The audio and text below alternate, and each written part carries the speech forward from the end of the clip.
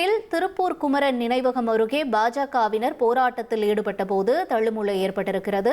அண்மை செய்தியாக நாம் பார்த்து கொண்டிருக்கிறோம். விவரங்களோடு செய்தியாளர் அருண் இணைந்திருக்கிறார். என்ன நிகழ்ந்தது இந்த போராட்டத்தில்? எதற்காக இந்த போராட்டம் முன்வைக்கப்பட்டது? விவரங்களை பதிவு செய்யுங்க அருண். வணக்கம். அதாவது நேற்றைக்கு முன்தினம் சின்னக்காளிபாளையம் பகுதியில் திருப்பூர் மாநகராட்சி சார்பாக குப்பைகள் கொட்டப்படும் பொழுது அங்குள்ள பெண்கள் மீதும் மற்றும் காவல்துறை அநாகரிகமாக நடந்து கொண்டதாகவும், மேலும் மாநகராட்சி நிர்வாகத்தை கண்டித்து திருப்பூர் வடக்கு மாவட்ட பாஜக சார்பாக முன்னாள் மாநில தலைவர் அண்ணாமலை தலைமையில் இன்று போராட்டம் நடைபெறுவதாக இருந்தது. இந்த போராட்டத்திற்கு காவல்துறை அனுமதி மறுக்கப்பட்டிருந்த நிலையில திடீர்னு பாஜக நிர்வாகிகள் திருப்பூர் குமரன் நினைவு முன்பு கூட ஆரம்பித்தார்கள். அவர்களை போலீசார் எல்லாத்தையுமே கைது செஞ்சாங்க.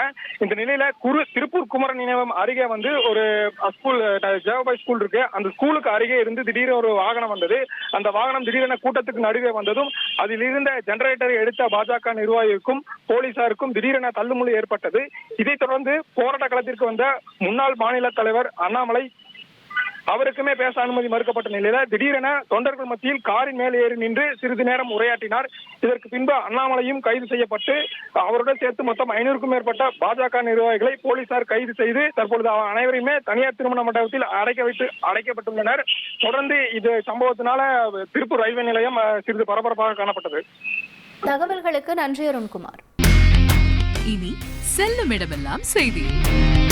தந்தி டிவியின் வாட்ஸ்அப் சேனலை ஃபாலோ பண்ணினா செல்லருக்கும் இடமெல்லாம் செய்தி. இதோ QR கோட் இப்பவே ஸ்கேன் பண்ணுங்க, ஃபாலோ பண்ணுங்க.